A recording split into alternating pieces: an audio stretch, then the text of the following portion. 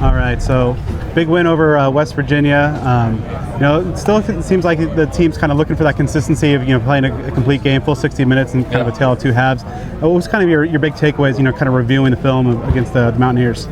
Yeah, I think with everything moving forward, we had to finish, and a finished place. The one that sticks out with me was the third and 27, and then he took it 90 yards. Like that's something that we look at defensively and get embarrassed about. We can't have that, and as players, and even me, I hold myself accountable. I was out there on the field at the time. Like we can't have plays like that after a huge sack by Watt. So just got to finish. Finish the drives, finish the quarters, finish the half, finish the game.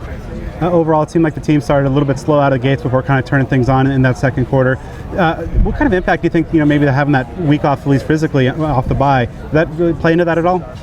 In terms of starting slow? Yeah. Yeah, I think anytime you come off a bye, your body's just not used to game speed set yet. So you got to come out, get ready, be prepared, and do a little bit better than we did. But I think it wasn't too bad. We had a few mistakes, there up front.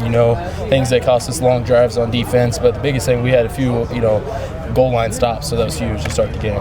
Yeah, what are some of the keys to those goal line stops? Obviously, in a situation where your back's to the wall, and obviously, the momentum of the game could potentially turn, but you guys ultimately got it done. Yeah, everybody just doing their job, doing their 111th. Those play calls that Coach Ward was calling was, if everybody does their job, just be in the right gap. You have one gap, you're going to be in it. You have one man, you're going to be with that man, or you're going to set the edge. Everybody did that. That's why we were able to come up with those stops. And then ultimately, that last drive of the game, after the offense was able to get that lead. What's the mentality? What's the message in that huddle before you guys take the field on that final drive?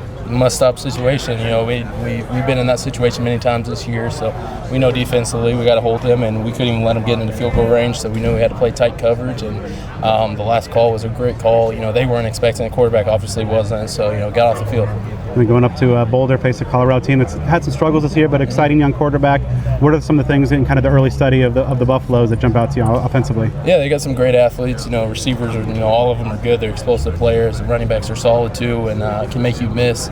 O-lines, they're getting better and better every week, and their scheme, it's changed throughout the year with the coaching changes, but it's simple offense, but they still find explosive plays with that. So the biggest thing you got to stop the explosive plays, stop their fade balls. Should be a cold night up there in Boulder. Do you like playing in the cold? Yeah, I'm from the Midwest, so that's just I wouldn't call that the Midwest, but I play in temperatures. If you're playing in November around this time in Missouri, it's about the same temperature.